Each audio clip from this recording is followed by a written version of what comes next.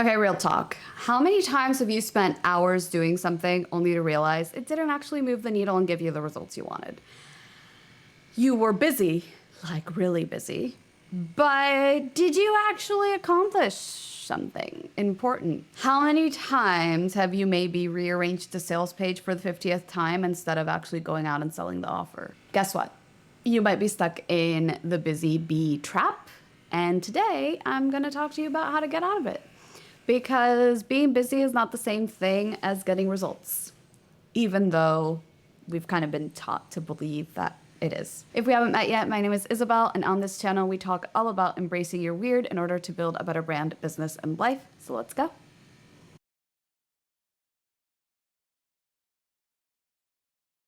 There's two types of bees in life, the busy bee and the worker bee. Let's start with the busy bee. This is the version of you that's running around, checking things off your to-do list, but at the end of the day, you're wondering, what did I even accomplish?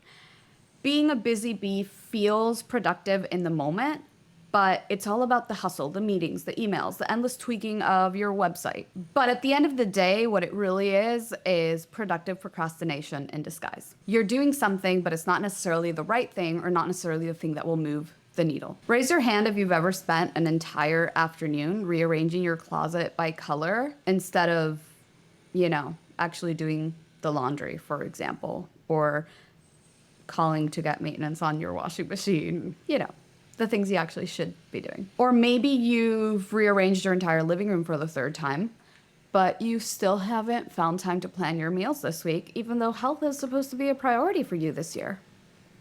Yeah, I've totally been there too. I do this all the time. But when I catch myself now, I can say, hey, busy bee, no, we're gonna be worker bees. So let's talk about the worker bees. The worker bee is strategic. They focus on what truly moves the needle in their business and their life. They do the things that actually need to get done, AKA fold the giant pile of laundry and put it away instead of rearrange your closet for the 5th time. A worker bee asks themselves, is this task helping me achieve my goals or is it just keeping me busy? It's about identifying what matters and what doesn't, and then actually focusing on getting what matters done. Figuring out the priority, the thing that will get you closer to your actual goals. And hey, if your goal is to rearrange your closet by color, then that is a worker bee task. But just remember that if it's something that you would like to do, but isn't necessarily bringing you closer to your goals, then it might be a busy bee, not a worker bee moment. Now let's break this down a little further. How do you know if you're productively procrastinating? Here's some telltale signs. First of all, you keep reworking something that's already good enough. Remember, done is better than perfect. And if you've already got something done, why are you tweaking it and tweaking it and tweaking it instead of working on the other things that you still haven't started on? This could come up as an example I already gave of like retweaking a sales page or rewriting a sentence on a sales page instead of going out and actually launching the offer.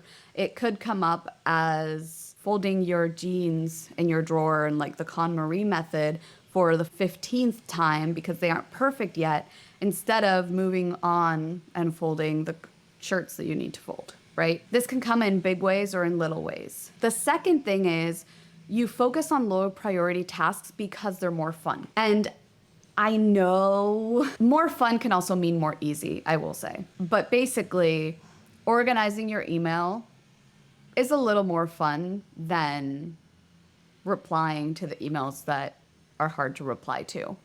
And sitting down and thinking about what you want to say and writing it out and then rewriting it because it doesn't sound right. And then, having someone else read it to see if it sounds okay and you're not being like passive aggressive and then sending out the email. That's a lot less fun than creating folders and putting emails in there. And the third thing is you avoid the one task that feels hard and scary. Now, this kind of goes with the one before where I said you're doing tasks that feel more fun or more easy. You're avoiding tasks that are hard and scary because growth doesn't come from your comfort zone. It comes from stepping outside of it. And a lot of times when we're productively procrastinating, what we're doing is avoiding that one task that we know will change things for the better, but we just can't bring ourselves to do yet. And I'll give you an example of this. When I started my Instagram account, my first Instagram account, many, many years ago, It took me 2 years to actually post my first post. And the reason is I spent those 2 years tweaking and retweaking the templates that I created for myself for that moment and that specific account because I wanted the feed to look perfect. And I spent 2 years doing that instead of posting on Instagram and getting my business and my message out there. This YouTube channel, I've been saying I want to open a YouTube channel since I was 15. That was 15 years ago. I finally did it. But yeah, I procrastinated for a long time on it. And it was not because I wasn't doing anything. I was very busy. But until I realized that my priority and my big, hard, scary task was doing this YouTube channel and I was avoiding it, I didn't sit down and start making these. So busy bee, worker bee, which one are you? What are you avoiding? What tasks can you take off your plate? Because also a lot of times, and little caveat here, if you have the ability to outsource, but a lot of times the busy bee stuff can be outsourced. Organizing your email inbox, somebody else can do that, but replying to that email, that might have to be you. If you're enjoying this video, I'd love to know in the comments, what's one way where you've been working as a busy bee instead of as a worker bee? I already mentioned 2 different places where I've done that in my life, Instagram and YouTube. And okay, so we've talked about what a worker bee is, what a busy bee is, telltale signs. How do we actually transition from busy bee to worker bee? It starts with clarity. And there are 3 steps to help you get there. Step number 1, know your goals. Ask yourself, what are your top 3 priorities right now? Now, this can be like in general, what are your top 3 priorities for life? Or it can be per area of your life. Like, what are my top 3 priorities at work? What are my top 3 priorities for my health? What are my top 3 priorities for my kids? That works too. If something doesn't align with those priorities and doesn't get you closer to those goals, it's a busy bee task. The worker bee tasks are the ones that will align with those priorities that you have. Step number 2 is to use the Pinaud principle, also known as the 80-20 rule. Focus on the 20% of tasks that will get you 80% of the results. Let's say you're learning a new language. If you focus on just learning all of the grammar and all of the words and all of the things, you're never going to learn that language. But if you focus on the 20% of the language that is most used, common phrases, common words, numbers, things that you're going to use all the time in most conversations, you can get a higher level of that language faster than if you tried to learn every single grammar rule and every single exception and every single thing from memory. And step 3 is to time block for impact. Now, I have an entire video on time blocking, so I'll link it at the end of this one and you can search for it. But dedicate time to your highest priority tasks and your highest priority areas and guard that time fiercely. I don't want you to set an hour where you're like, okay, one of my highest priorities is to work out. And so I'm going to work out at noon on Thursdays. And then at noon on Thursdays, you're like, oh, you know what? Actually, I think I'm going to walk my dogs at that time. No, I want you to guard that time fiercely.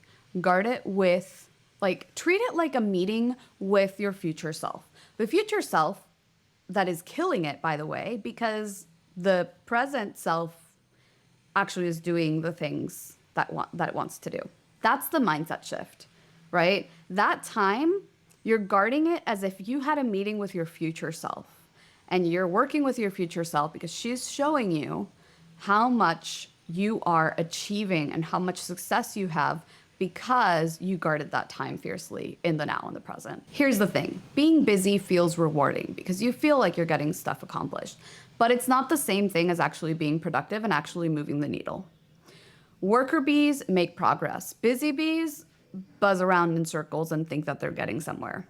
The difference isn't in how much you're doing, it's in what you're doing. And the next time you catch yourself spiraling into busy bee mode, I want you to take a step back and ask yourself, am I just keeping myself busy to avoid the tasks that I know that will actually move the needle forward because those tasks are too hard or too boring or they feel stressful for some reason? And think about if you can make those tasks easier. Can you break them down? Can you change the context? Last week's video. What can you do to get yourself to focus on the worker bee tasks and get out of busy bee mode? Trust me, if you do this, your future self, that one that's killing it, will thank you for it. If you enjoyed this video, I would love if you like, comment, and subscribe. It really helps this channel grow. I make new videos like this every single Friday. And until then, stay wild, stay weird, and I'll see you in the next one.